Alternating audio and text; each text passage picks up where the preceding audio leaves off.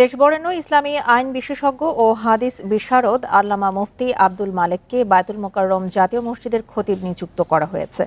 বৃহস্পতিবার তাকে জাতীয় মসজিদের খতিব পদে নিয়োগের অনুমোদন দেওয়া হয়। ধর্ম বিষয়ক মন্ত্রণালয়ের জনসংযোগ কর্মকর্তা আবু বকর সিদ্দিক স্বাক্ষরিত বিজ্ঞপ্তিতে জানানো হয়, মুফতি আব্দুল মালেক দেশ বিদেশের প্রসিদ্ধ শিক্ষা প্রতিষ্ঠানে ইসলামিক স্টাডিজ, হাদিস ও ফিকহে ইসলামের ওপর উচ্চতর ডিগ্রি অর্জন করেছেন। তিনি একজন প্রখ্যাত ইসলামিক স্কলার। বাংলা, আরবি, ইংরেজি ও উর্দু ভাষায় মোট ১৬টি বই লিখেছেন তিনি। এছাড়া তার তত্ত্বাবধানে মাসিক আল কাউসার নামে নিয়মিত একটি গবেষণা পত্রিকা বের হয়।